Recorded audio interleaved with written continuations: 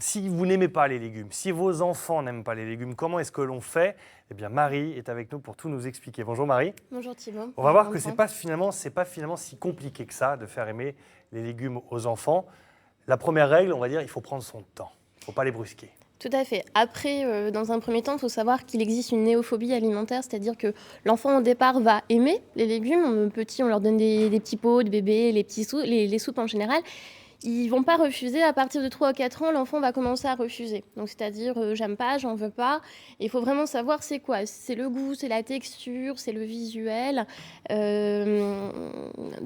va essayer de vraiment voir avec les enfants, de voir comment on peut faire. Donc, on essaye que ce soit ludique quand même.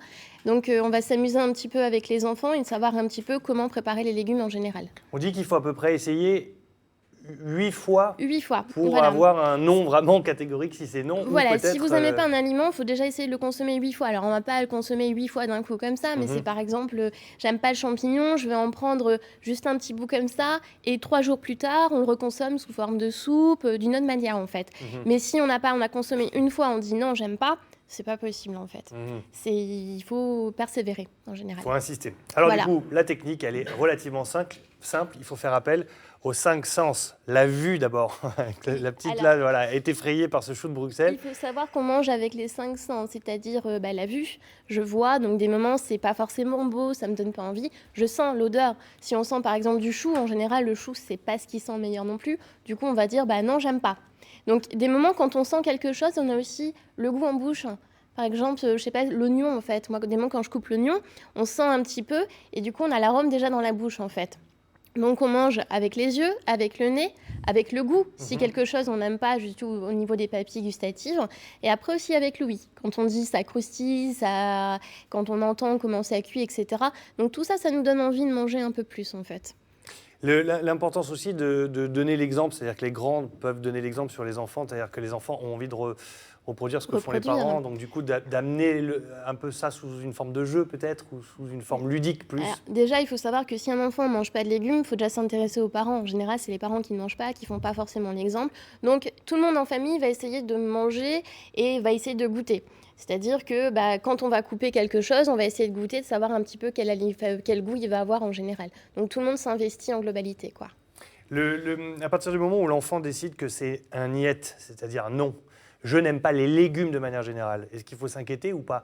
Est-ce qu'il a le droit de ne pas aimer la tomate ou de ne pas aimer un concombre, mais de ne pas aimer du tout les légumes? Après, en général, c'est rare que l'enfant n'aime pas du tout les légumes. Au moins, il va aimer, par exemple, sous forme de soupe. Là, j'ai présenté la carotte sous une manière différente. En général, si l'enfant n'aime pas le cru ou l'aspect de mâché, il va toujours plus aimer la purée ou la base de soupe en globalité, quoi. Donc, tout ce qui est liquide, ça va mieux passer. Parce qu'il ne faut pas mâcher. On n'a pas vraiment l'aspect que ça passe sur la bouche en général. La carotte râpée toute simple, avec un peu de citron. Tout à fait. C'est peut-être un filet d'huile d'olive et on a éventuellement... un peu de vinaigrette quand même, filet d'huile d'olive. Ça, c'est la base. Voilà, la base de l'entrée, en fait. Alors après, si on voit qu'on a un peu échoué au niveau de la carotte râpée, on s'oriente vers quoi? La tagliatelle de carotte? Là, j'ai fait une tagliatelle de carotte avec un petit peu de curry et puis de la coriandre. Donc là on joue sur le visuel. Voilà, le visuel. Donc déjà, j'ai coupé la carotte différemment. Et le fait que ça soit coupé différemment, même mélangé avec autre chose, on peut mélanger ça avec des pâtes, ça peut être aussi sympathique. Parce que des moments, le fait de manger que l'aliment comme ça, on a le goût trop prononcé, on va le mélanger avec un autre féculent, par exemple. Donc... mais des épices, voilà, une piste, là vous avez la carotte normale, sans rien dedans. Après on a la carotte avec un petit peu d'épices, d'aromates, on donne un peu de couleur, de texture différente. D'accord. La purée, parce que la purée c'est la base. La purée, donc la base. Après il faut savoir que c'est soit on fait une purée, ou soit maintenant il existe des bonnes purées du commerce qui sont pas très très caloriques en général. Et ça permet aussi de dépanner, parce que en général c'est aussi les parents ou l'adulte, j'ai pas le temps, je ne fais pas quoi. Donc maintenant il y a quand même des bons produits du commerce qui sont pas forcément trop transformés non plus. D'accord. Donc la purée en général, où la texture elle est assez douce et ça passe très bien. Alors le combo, c'est celui-là peut-être le plus dur à faire accepter, c'est le mélange légumes et soupe. Un enfant, la soupe, c'est pas son truc. Mais là, pourtant, la soupe de carottes... Pas forcément, parce que la soupe, c'est ce qui va passer le mieux, parce que c'est liquide, en fait. Donc moi, je vois chez les enfants, et même chez l'adulte qui ne mange pas beaucoup de légumes, la soupe, c'est ce qui passe mieux, en fait. Donc, Le plus facilement. le plus facilement. Avec un peu de fromage dedans, à la limite, histoire de dire, tiens, on met un petit bout de... Après, vous pouvez passer un petit peu de kiri à l'intérieur pour rendre plus doux au niveau du goût, parce que c'est vrai que des moments, c'est la soupe qui est trop prononcée en termes de goût si on met trop de choses à l'intérieur, en fait. Donc, un petit peu de kiri, ça peut rendre plus appétant et ça rend plus doux en général, quoi. En plus, voilà, c'est le père qui parle. Si on dit à l'enfant, voilà, tiens, je te donne ton kiri, c'est toi qui vas le mettre dedans. Enfin, tu vois, Tout à fait. faire participer l'enfant, ça lui donne peut-être plus envie de manger que si on lui donne le produit. Exactement. terminé. Après, il faut penser aussi qu'on dit en général, il faut manger 5 portions de fruits et légumes par jour.